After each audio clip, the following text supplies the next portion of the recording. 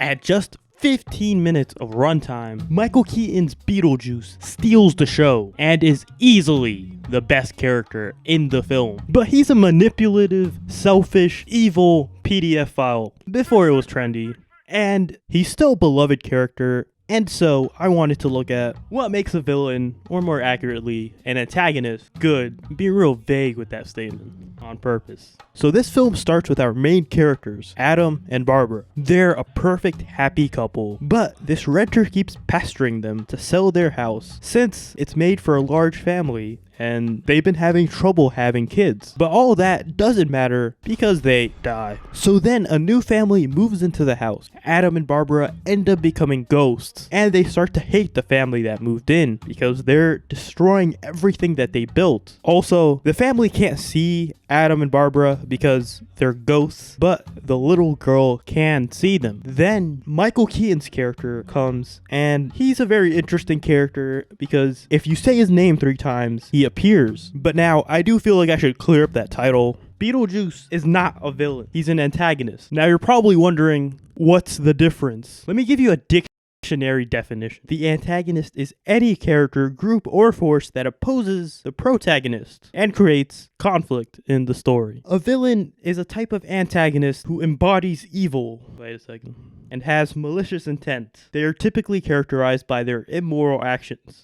Desire to cause harm. Oh no. Pursuit of power at the expense of others. Not looking good for me, bro. Villains are usually depicted as morally wrong and often the main source of danger or conflict in the story. Not looking too good for me, chat. Okay, now hear me out. There's more to it than simple definitions. This is art. It's very subjective and complicated. While yes, his actions are morally wrong, his justification for it isn't that bad. He simply wants his freedom. And he doesn't just have the desire to cause harm for no reason, even though he probably really likes it, does it a bit too far. And yes, he's very selfish, but will help others. Like I said, there's more than just good and evil. It's a spectrum. I think he's a chaotic neutral. I think the chaotic part is pretty obvious. Every single part of his personality is pretty intense. Neutral because, while yes, he's an extreme person, Adam and Barbara were warned by Juno. Warned them that he's a pretty extreme person and that he was very difficult to work with. And when he was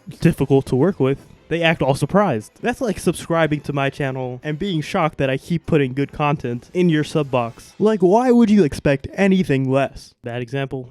Whatever, nigga, you're on my dick. On top of that, he holds up his part of the deal, and he does just that. He's told to scare the Deetz, and he scares the Deetz. But in writing, to see who a character truly is, you must see how they react when they're backed into a corner. At the end of the film, we see a glimpse of his true power, because he could probably kill all of them if he really wanted to, but he just zips Barbara's mouth. When that doesn't work, he shuts it, and then he finally sends her to Saturn. He could have did that from the jump, but decided to hold back.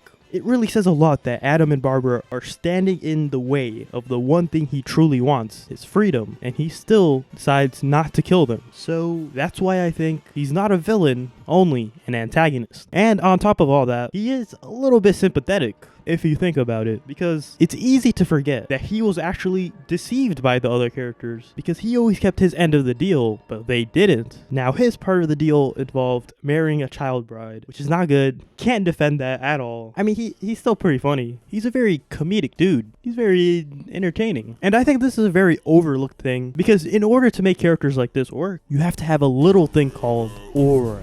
I promise, this part isn't gonna do.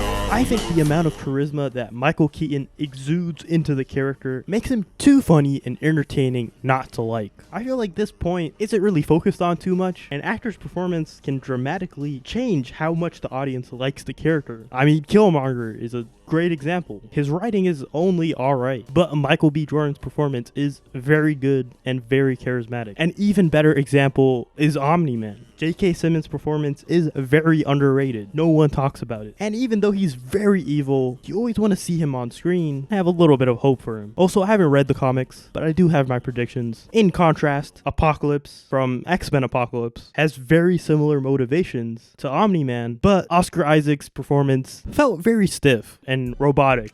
Probably because of all that makeup and that shitty script. But still, he's not a villain that you like. unlike Beetlejuice. Wait, did I just say his name 3 times? Alright, before he takes my cheeks, let me wrap up this video. In conclusion, I think with enough aura, you can get away with anything, which is why Karl Malone is my GOAT. Thanks for watching. Probably shouldn't subscribe after that. I'ma do my stuff.